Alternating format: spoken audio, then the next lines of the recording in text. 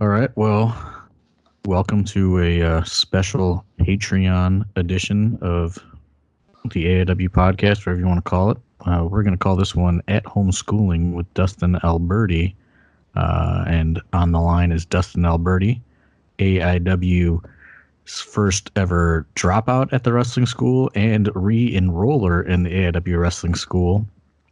He has been studying hard during the quarantine coronavirus COVID-19 worldwide outbreak.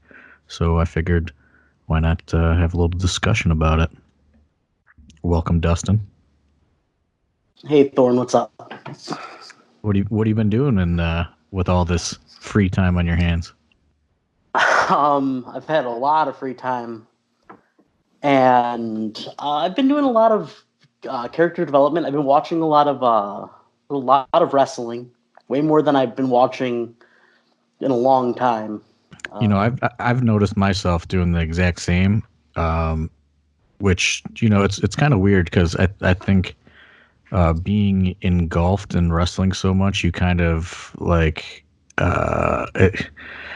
it becomes this like love-hate thing because you do it so much. So it's like I've found myself over the years watching less and less wrestling, which really makes no sense when that's kind of like my business. But you just need to punch out. I feel after a while, and watch like a regular movie or a regular TV show or something like that. And I've watched less and less over the years. And now that I've been off work for 2 weeks, I find myself watching so much random shit on the network that I just, before I would have never thought twice to even consider watching.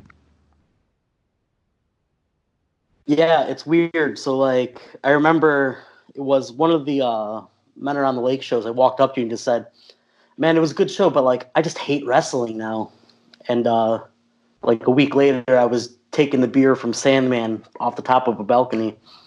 But, like, I really did, not that I started hating wrestling, and part of it was because, like you had said, I dropped out of the school, and then I was sitting there watching, like, the guys I was training with in the first class debut, and then the classes after them debut, and I'm like, man, like, this is something I wanted to do, and I haven't been doing it, and I think that kind of made me start resenting it a little bit. Wrestling, I found wrestling as a good villain in your life. If you are attached to it in any form, it's easy to kind of villainize wrestling as a whole.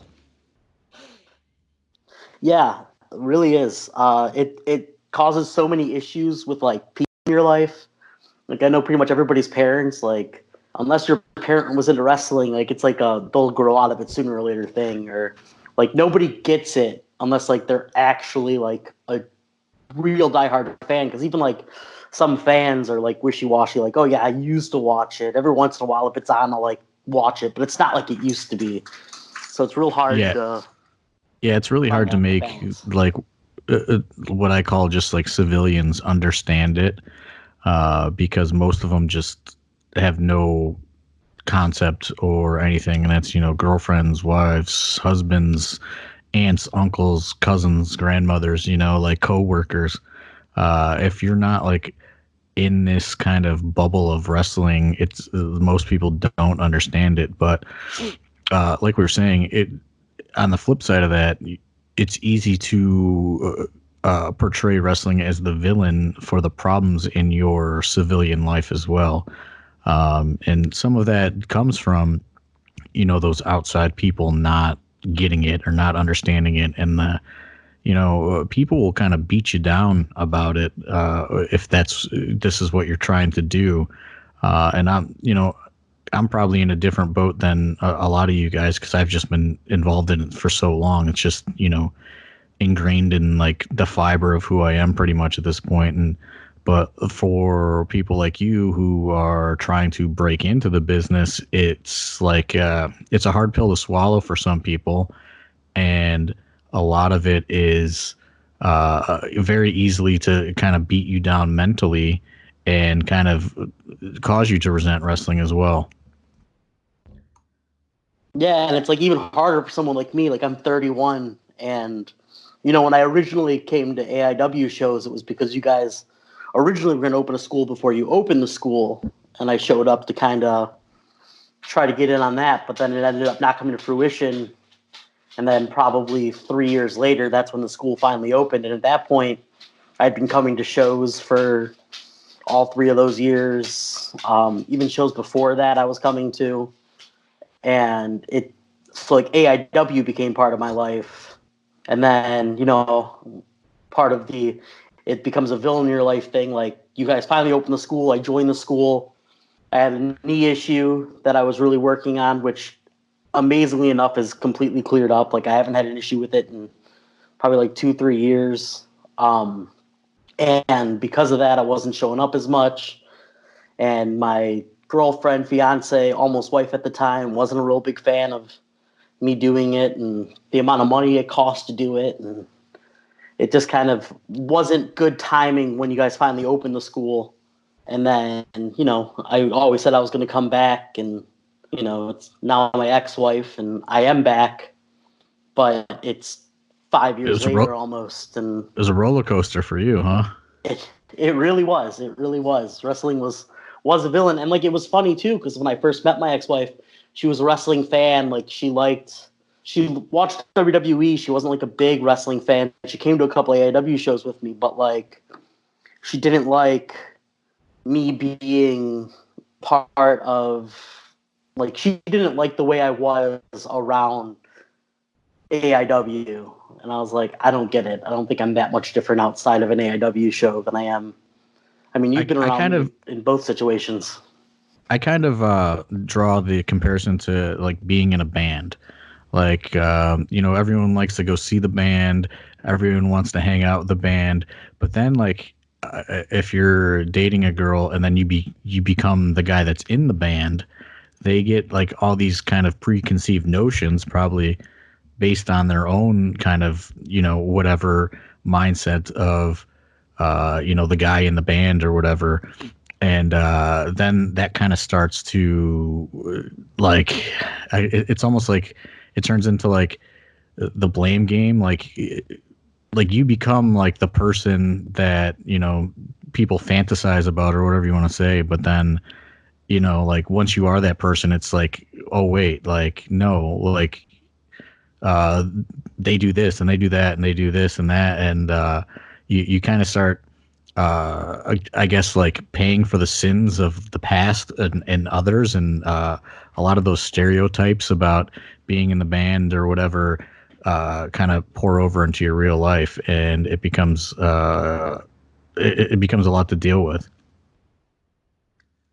Yeah, that's pretty much exactly what it is. Like, she knew I wanted to be a wrestler, and I mean, once it came time to be a wrestler, she was like, "Oh, I don't like who you are around this group of people." And, like, even like my girlfriend now, she hates wrestling. She just doesn't get it. And I kind of learned with, like, my ex-wife, like, don't try to force it on them. Like, I told you yesterday, you had told me, like, oh, watch Brett versus Roddy Piper from WrestleMania. And I said, actually, I watched it this morning, and I'm going to take notes on it today, Thursday. And I was like, it's going to be Thursday because Wednesday my girlfriend has a day off, and I'm not trying to make her sit down while I take notes on a wrestling match and stop it and take time, like, figure out what time something happened or write down what the move was and then start it up again to keep it going again. And yeah, like, I mean, that's the kind of situation where you gotta live by my pie chart scenario, where you got to try to keep things a little bit separate, especially when it is a new thing, because it can be overwhelming for, the non-wrestling civilian girl. You really got to kind of, and it makes no sense, but you almost have to lead a double life for a while until things kind of settle down and or go their separate ways, whichever comes first.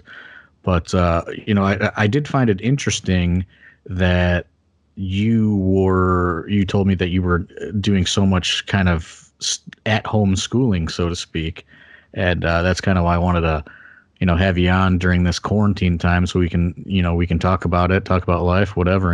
We've already bounced all over the place in 10 minutes, so let's just keep it rolling. Yeah, I was watching. Chris Dickinson was doing a interview with Drew Cordero on YouTube, and Dickinson said something that kind of like I'd already been watching a lot of wrestling, but he had pointed out that people are going to come out of this and they're either going to be better than they were when they come out, or they're going to be worse. They're not going to be the same, and it has to do with there are people who are going to take this time and they're going to be able to be like, oh, well, I can relax. And I mean, they're saying like gyms aren't open, and like I wasn't ever like a gym guy anyways. But I was like, you know what? Like, there's stuff I can do around the house now because it's not like I'm getting bogged down by work and I'm not stressed out. I'm not. I mean, I'm stressed out by other things, but like the stress of work and the time of work isn't an issue anymore. So I can do like squats, I can do push-ups, I can do sit-ups without like anything really bugging me. There's nobody here. My girlfriend's still working, so like she's not home. I can do whatever I want for the 10 hours she's gone. She's working 50-hour weeks right now because there's less people and things like that. So for 50 hours a week, I'm home alone. The only thing I have to worry about is my dogs, and that's not even an issue. So I have Yeah, that time to do a little bit of working out and watching well, wrestling. well, not even the wrestling. Like I've just found this time to do like I've accomplished so much bullshit that I've put off for years at this point.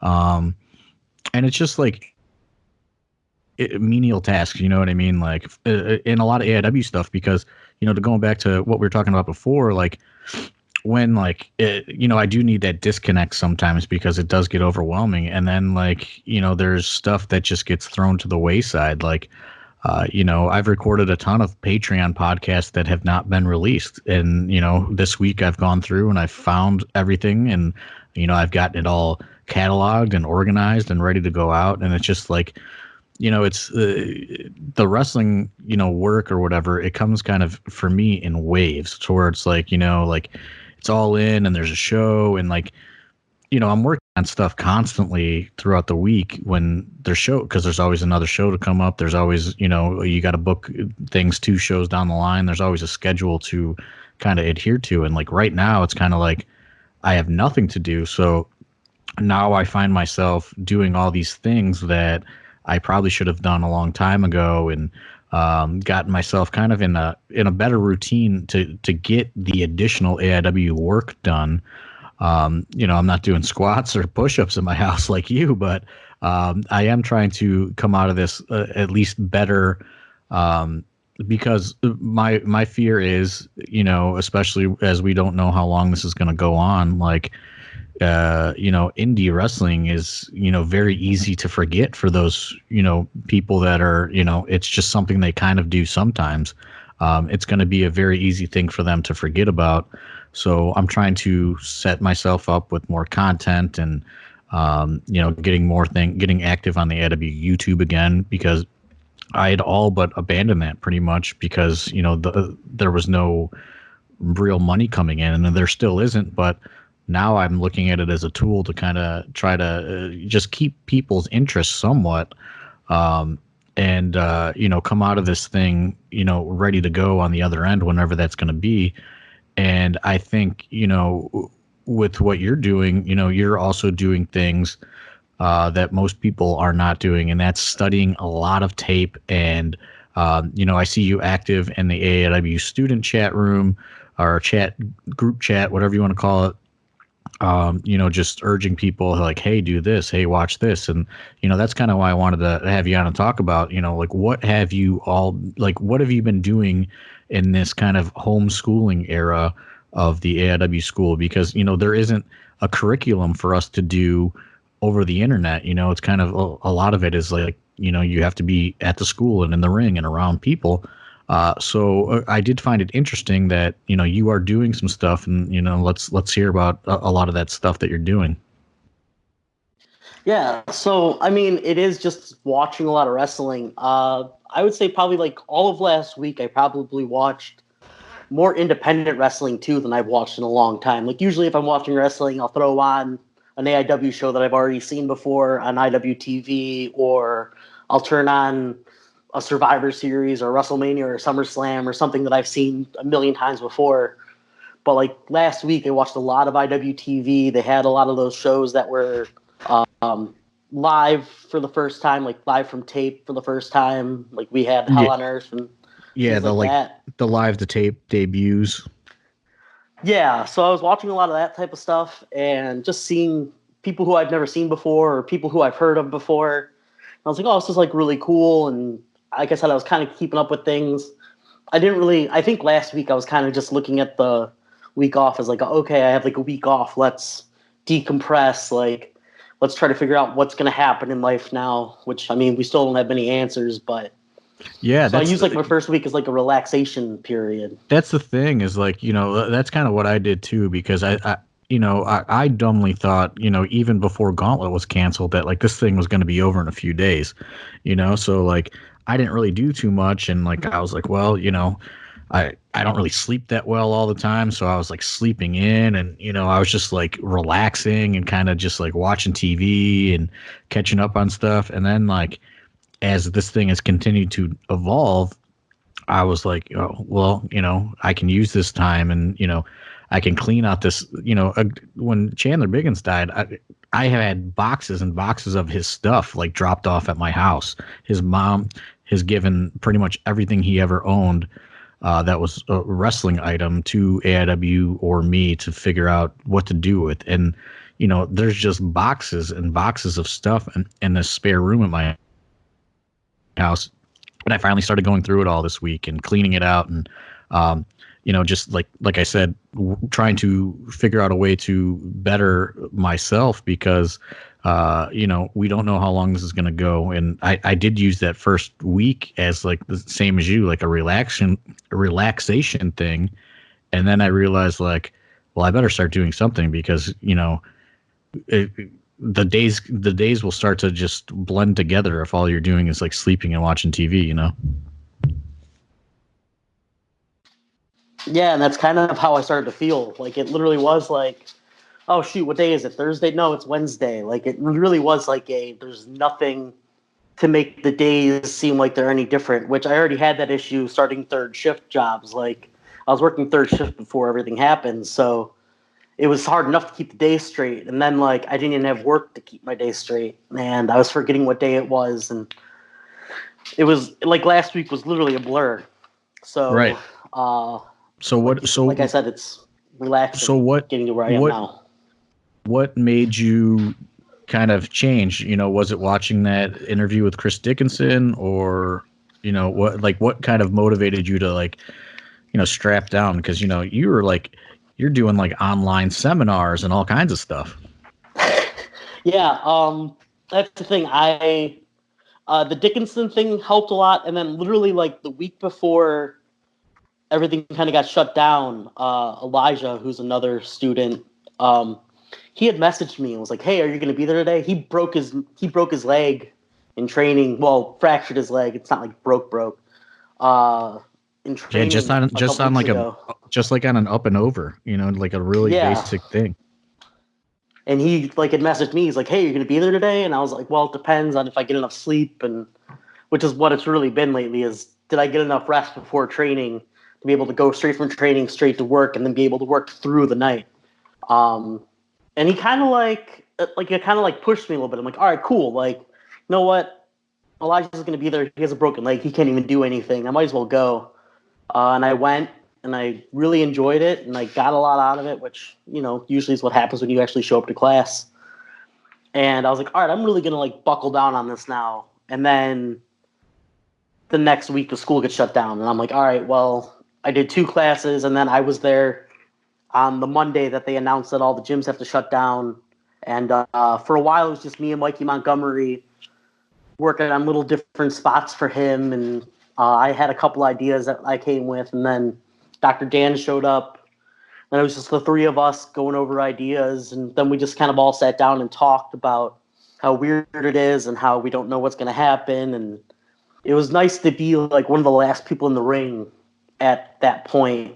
Like that AIW ring, we don't know when it's going to get used again. And I was one of the last people in it. And I was like, you know what? Like, that is something, at least to me, somebody who's been around AIW as long as I have.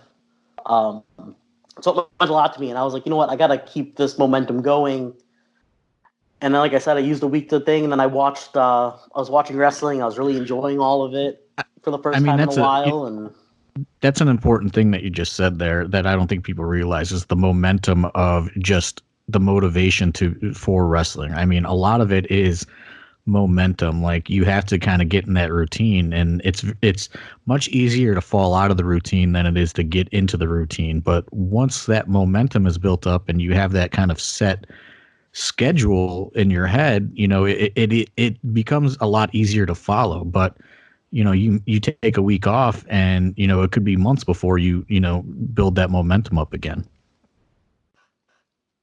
Yeah, and it sucks because, like I said, I really am.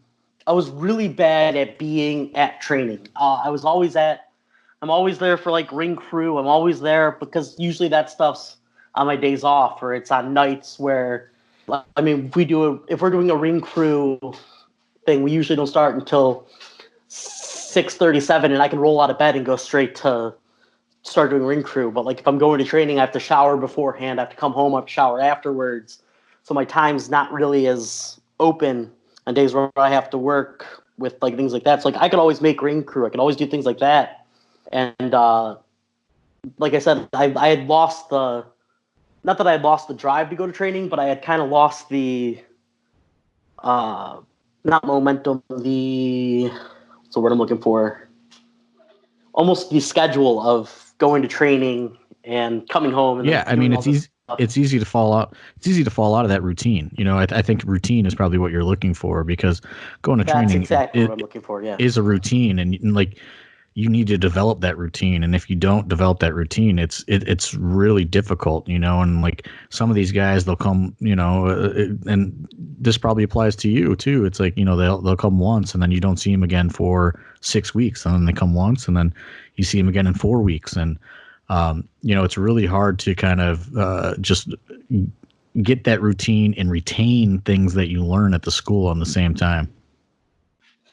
Yeah, the retaining is a big thing. Obviously anybody, like once you learn how to do a shoulder tackle and bump out of it and do it, like you've got that, which has been kind of weird for me too, because now I'm in this weird place where the people who started around when I started are a little bit further ahead of me, and the people who started after I started are so far behind me that when I show up to class, there's not a lot of new things you're in for that me to learn, and not a lot of you're in that kind of purgatory spot because you were so inconsistent. Yeah, and it's all my own fault. Like I don't put it on anybody else. But I pretty much was like, well, this is going to kind of even the playing field for me. And it's part of the reason why I'm able to why I got motivated. I'm like, well, if everybody's just a little ahead of me and everybody else is so far behind me, or relatively far behind me, I can use this time to, I've been watching a lot of, I kind of said to myself, like, who's somebody who doesn't have a lot of offense that like you remember, but you remember him as a good wrestler? And it was like the first person that came to me was Roddy Piper. Like, can you name anything Roddy Piper did other than a sleeper hold? An eye poke. I think that's probably it. Yeah, that's really it. And like I was like, huh. And like if you go back and watch Roddy Piper matches, they're put together really well. And it's not like he's not doing anything memorable. His strikes are crisp. His like the few moves that he does do are really good. He has a lot of fire. He has a lot of fire. He's a guy that has a lot of fire. Yeah, and you remember him because of his character mostly. And then I was like, who else is like that? And I thought about like Jake Roberts, and then I started watching Jake, and watching a lot of Jake he's very slow on everything he does, and it's meant to be slow. Methodical. Yeah, methodical is a good word, but I'm saying slow because like if I were to watch it with like my girlfriend who's a civilian, she'd go, wow, this guy's like, he's like punching people and then he's not doing anything for 5 to 10 seconds. It's hard to watch like a modern indie wrestling match and then go to that. Yeah, but it's kind of a lost thing, especially in modern indie. And I was like, what would be something that could? I'm looking at it like the homeschooling stuff, as you're putting it. Like, what can I do that's different than what other people are doing now, with what I'm already able to do? So anything Piper or Jake can do, even with my little bit of training, I can basically do anything that they're doing. So when I do come back, I'm going to have this like set of what I've been looking at as the like what I'd want to put into my offense, or ways that people are selling, or like moves that people are selling into, and how it's like how different it is than things that are going on right now. Obviously, you can't. And I think that that is something that a lot of current pro wrestling hopefuls don't necessarily understand, and that's their strengths and weaknesses. Many people refuse to admit they have any weaknesses, when a lot of weaknesses are very apparent from the outside eye. But wrestling is a very ego-driven business, and there's no bigger egos than brand new wrestling students, because they all think they're going straight to WrestleMania. And I do think that is probably a good realization on your part to understand that you do have strengths and weaknesses, and you are trying to really ramp up your strengths and hide your weaknesses, which several could benefit from if they were realistic about themselves. Yeah. I mean, I know, like I said, I'm 31. I'm not gonna. I have like a house that I make payments on. I have a car that I have to make payments on. I have dogs that rely on me. I have a girlfriend who lives with me who relies on me. Like, I can't go out there and do crazy high bumps that are super high risk and end up getting hurt and then not be able to work. I mean, it's already hard enough now. So I have to kind of build my life around what can I do to get me to where I need to be without doing the super indie, quick, fast-paced, like this and that style that everybody has seemed to kind of venture towards these days. And I mean, I think that's going to be tough, though, and like I struggle with that myself, because, as a promoter, it's like, I would much rather, see if Bobby Eaton would be willing to wrestle a match than book, the hot new indie guy that does flips. However, there are certain fans that only want to see that indie style. And there are probably fewer fans that want to see the slow, methodical style, just based on how the attention spans are in the world. So it is kind of a fine line to walk as a promoter and also as a wrestler. But, on the flip side of that, if you look at people that have made really real money in wrestling, most of them, outside of maybe like a Rey Mysterio and a few others, aren't high spotty wrestlers.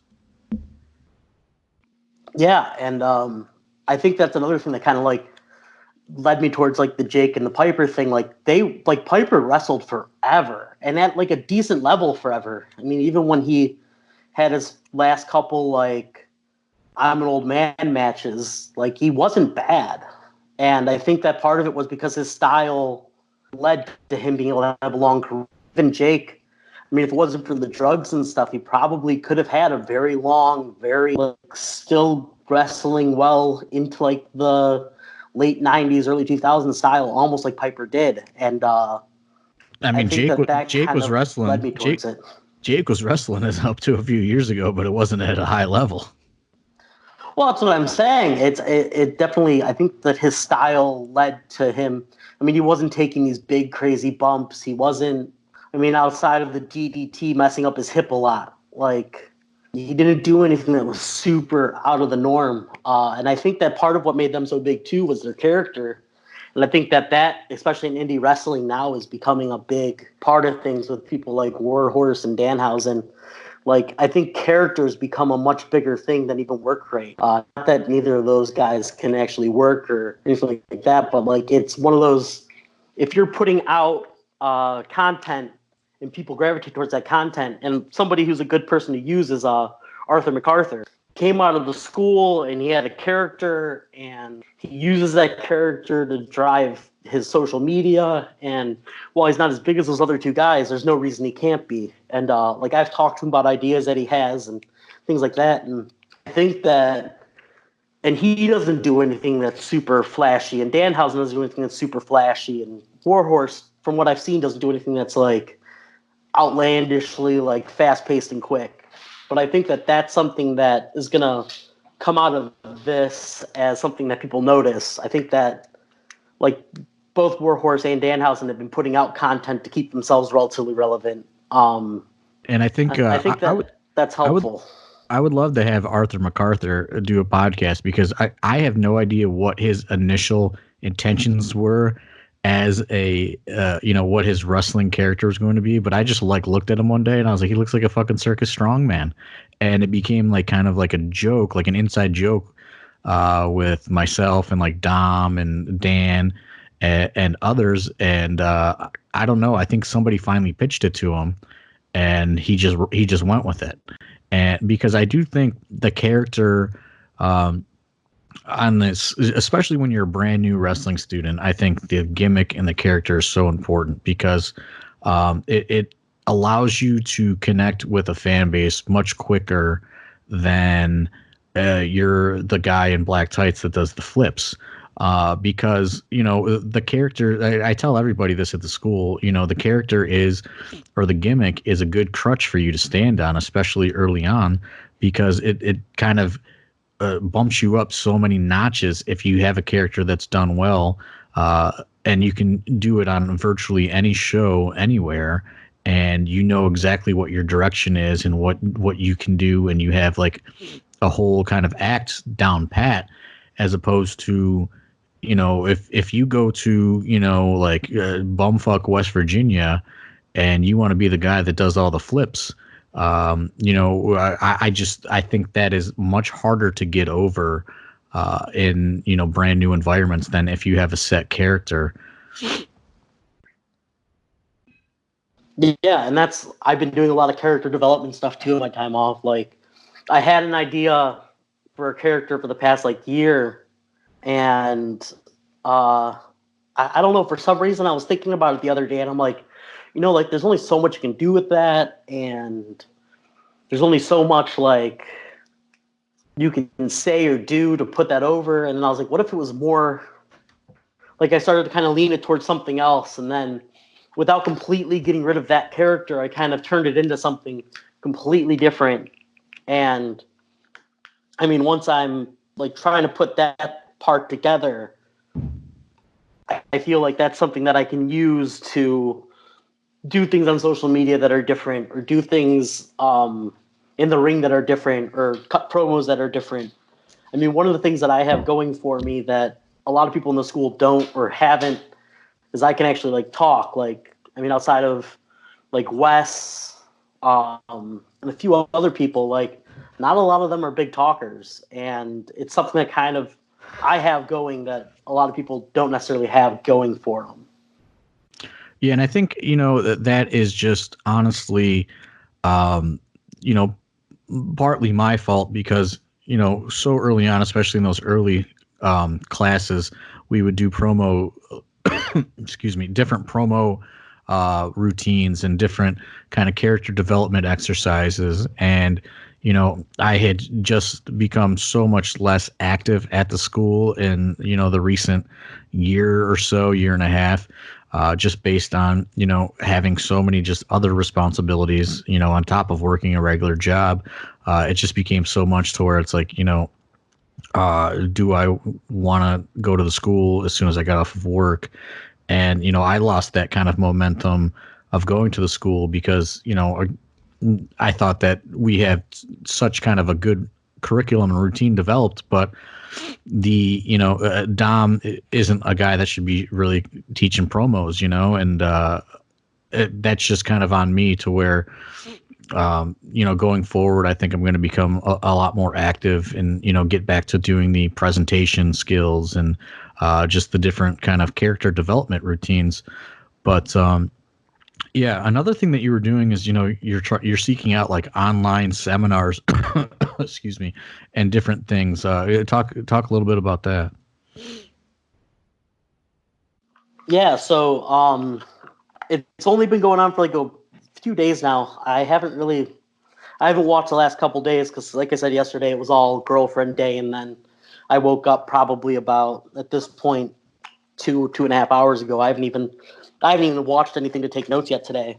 I was doing a lot of character stuff this morning, just laying in bed, writing different things down. And but the other day I was just sitting on my phone, and first I saw what was it?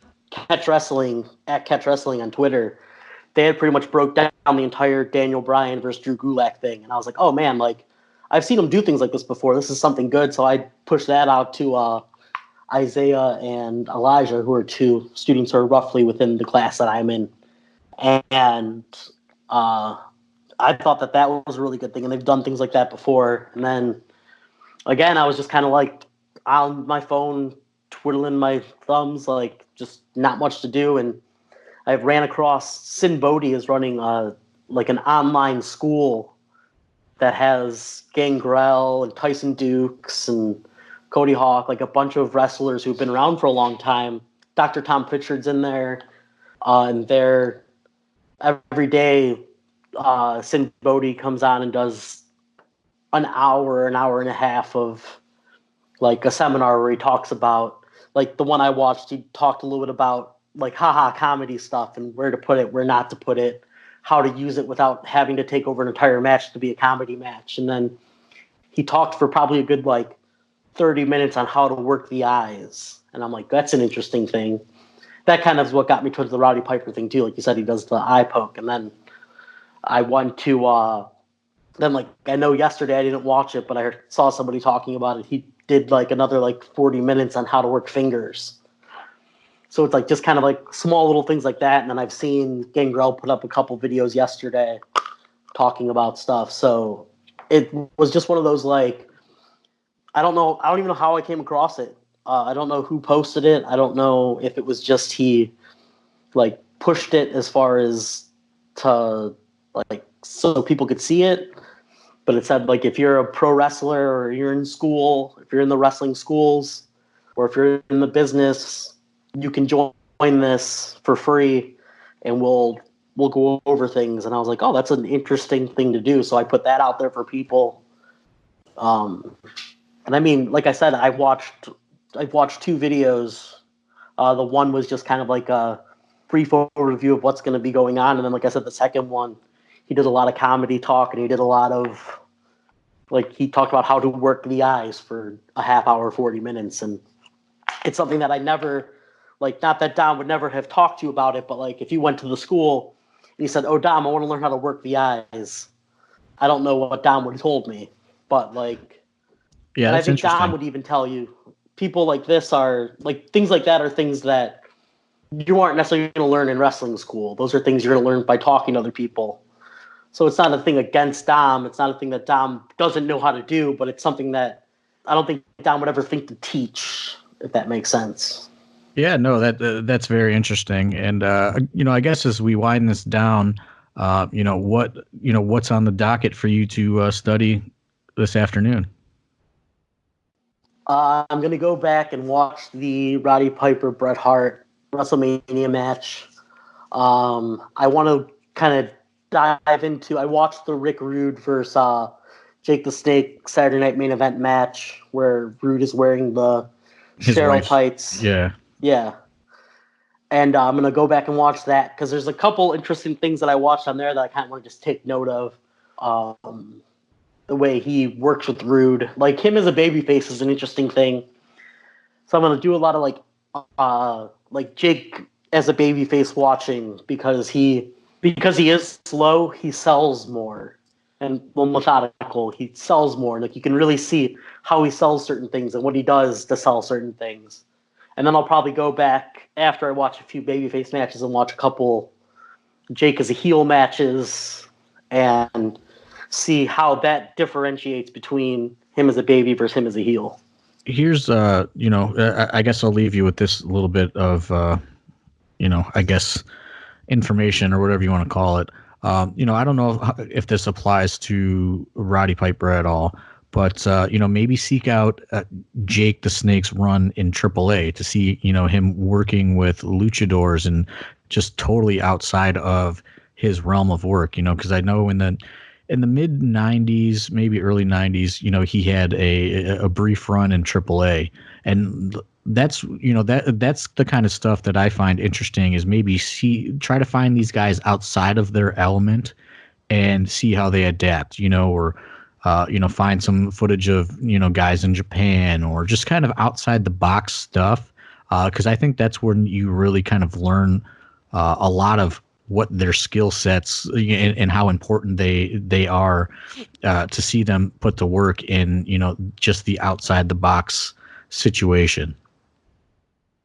Yeah, and something like that's also big for if you're doing a methodical, slow style on the indies these days. You're going to be working with a lot of guys who are almost like a luchador style. So yeah, I'll definitely check that out. I love All right. more of that fast-paced style versus methodical style. All right. Well, I guess we will leave it there for now. Maybe we can pick this back up if we're in quarantine for even longer. But yeah, thanks for coming on the AIW Patreon and kind of sharing a little bit of what you're doing. Oh, yeah, no problem. We'll do this again for sure, especially because it doesn't seem like this is slowing down anytime soon. You got any plugs or anything? I mean, the only plug I really have is you can follow me on Twitter at RevTintin if you don't already. I post. I'm try to be funny. I post usually if I'm watching something. I'll post about what I'm watching, or I have plenty of opinions about things. That's really it. I mean, that's really all I got. All right, man. Well, until next time, we will talk to you later. All right, later, Thorn.